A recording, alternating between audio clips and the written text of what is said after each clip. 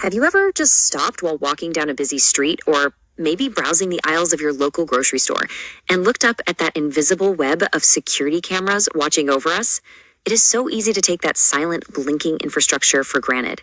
But have you ever wondered exactly how those electronic eyes all connect together behind the drywall? Well, welcome to this explainer. Today, we're going on a true hands-on immersion session. Drawing straight from an IT practical report by Kasumba Kevin, we aren't just going to sit around and talk about theory. We are literally going to build a surveillance system from scratch. We're going to take raw copper, precision tools, and blank circuit boards and turn them into a live seeing eye. Let's get to work. Here is our game plan for today. 1. Meet your surveillance toolkit. 2. Slicing and prepping cables. 3. Wiring the camera network. 4. Firing up the DVR. And 5. Mastering real-world IT skills. All right, kicking things off with Section 1. Meet your surveillance toolkit. Before we pick up any physical tools, let's quickly do a refresher on a couple of foundational terms that form the absolute backbone of this entire build. First up is the DVR, or digital video recorder. Think of this as the central nervous system and brain of our operation. It continuously takes in multiple heavy video signals, records them onto a physical hard drive, and simultaneously pushes out a live feed to a monitor. Next is the BNC, which stands for Bayonet Neil Concealment. This is that crucial twist lock connector fitted right onto the ends of our coaxial cables. Now, why a twist lock? Well, these heavy coaxial cables can carry significant physical weight, especially when they're dangling from high ceilings or dropping down behind walls. The bayonet locking mechanism guarantees that gravity or someone accidentally tripping over a wire won't just yank the cable out of the back of the DVR. It ensures a permanent, rock-solid connection over time. It's actually kind of fascinating to contrast the different eyes of our system to understand exactly why a builder chooses one over the other for a specific job. The Hikvision bullet camera is basically your heavy-duty frontline soldier. It's cylindrical, aggressively styled, and built primarily for long-range outdoor use. You've probably seen these mounted high up on the exterior brick walls of banks or warehouse loading docks. They usually come equipped with an infrared LED ring, allowing them to literally see through the pitch black of night. Now, contrast that with the Hikvision dome camera. This unit is compact, sleek, and totally unobtrusive. It's specifically designed to blend into indoor ceilings, like you'd see in a modern office building or a retail boutique. Instead of looking far into the distance, its curved lens captures a massive ultra-wide viewing angle, allowing just a single camera to monitor an entire lobby without drawing any attention to itself. So, these are the unsung physical pieces that actually make the magic happen on a job site. You've got those gold-pinned BNC connectors we just talked about, fresh out of the packaging and ready to be attached to our raw cables. Right next to them is a standard, absolutely essential Ingo flathead screwdriver. Because hey, no matter how advanced technology gets, you still need basic hand tools to mount brackets and secure grounding wires. And then there's this fascinating little device called a passive video balun. I'm not going to give away all its secrets just yet, but this small plastic component acts as an ingenious networking loophole. It can save an installer hours of grueling manual labor when they run into a wall, literally and figuratively. We're going to see exactly how it works in just a few moments. Moving right along to Section 2, Slicing and Prepping Cables. This brings us to what is arguably the trickiest and most tactile part of the entire installation process. Building the nervous system. The heavy RG59 coaxial cables do not just plug in straight out of the box. They have to be meticulously prepared by hand. Take a look at the disassembled precision rotary stripper. Notice those tiny cutting blades set at highly specific staggered depths? They're engineered to cut through exact layers of the wire's insulation without going too deep, because the stakes here are incredibly high. As you can see from the intern demonstrating it, you have to lock the tool around the thick cable, squeeze, and twist with real physical finesse.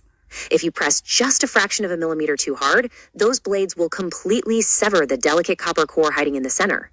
Do that, and the signal is completely ruined before the camera is even mounted, forcing you to literally chop the wire and start all over again. To guarantee a pristine, high-definition video feed, installers must follow a strict, unforgiving order of operations. First, you cut the raw cable to the exact length needed for the room. Then, you use that rotary stripper to cleanly score the outer plastic jacket.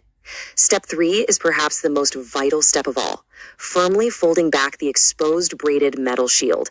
Now, why does this matter so much? Because that metal braiding acts as a miniature Faraday cage. In a real building, this cable is going to run parallel to high-voltage power lines and fluorescent lights. That folded shield blocks all of that ambient electromagnetic interference. ensuring your video feed doesn't turn into a static, snowy mess.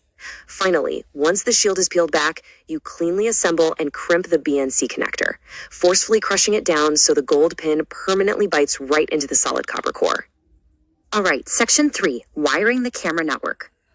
This is the true climax of the physical build.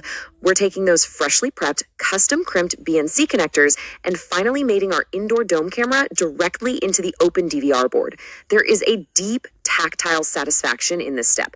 You line up the grooves of the BNC connector over the DVR's input post, push inward against the internal spring, and give it a firm half turn until you feel it physically lock into place with a solid click. It's not going anywhere. But video data is only half the battle here.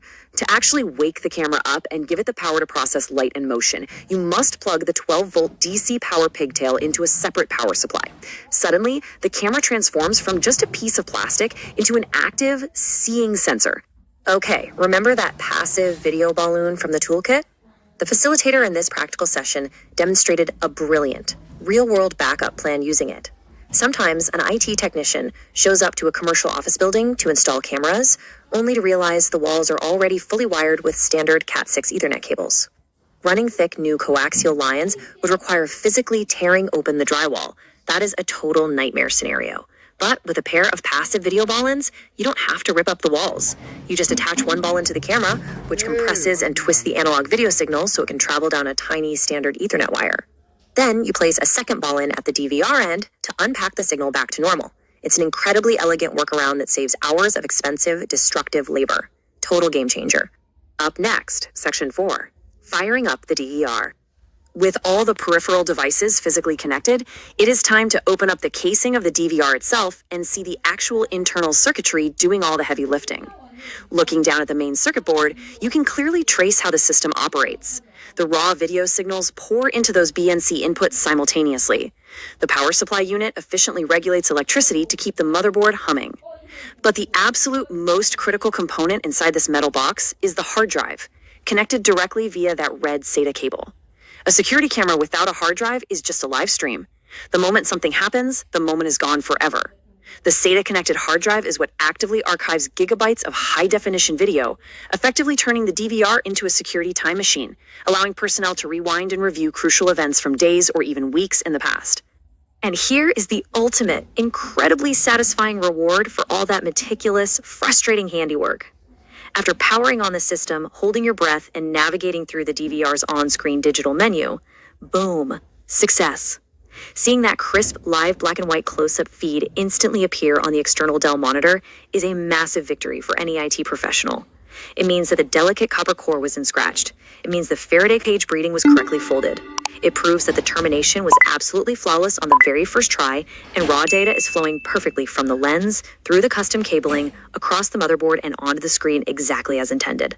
Honestly, it's just a great feeling. Finally, Section 5, Mastering Real-World IT Skills. Beyond just the physical mechanics of twisting cables and plugging things in, the interns in this session tackled the highly strategic theory of placement. Because, let's face it, even the most perfectly wired, expensive, high-definition camera is completely useless to a business owner if it's staring directly at a blank wall or completely missing critical action. You have to actively calculate the mathematical field of view for each specific lens. You've got to ensure correct mounting height so you capture actual faces, not just the tops of people's heads. Think about securing a busy retail storefront. If camera A is angled downward to watch the cash register, it inherently creates a blind spot right beneath itself. Therefore, camera B must be perfectly positioned across the room to provide overlapping camera coverage, specifically watching camera A's blind spot. It is literally a high-stakes game of visual chess. As this report so clearly highlights, there is a monumental difference between knowing how a surveillance system works on paper and actually possessing the muscle memory to build one in real life. Memorizing textbook diagrams doesn't teach you how much pressure to apply to a rotary tool or how to troubleshoot a static video feed while you're balancing on a fiberglass ladder in a dusty ceiling grid. Actually stripping the wires by hand, forcefully crimping metal connectors, and configuring a live motherboard, that makes these students immediately remarkably valuable in the incredibly competitive IT and physical security industry. They aren't just learning concepts, they're building the hard, tangible skills that employers desperately need right now. So I want to leave you with a final thought to apply what we've unpacked in this explainer today. Take a second right now and just look around the room you are currently sitting in. Look at your office, your living room, or your storefront.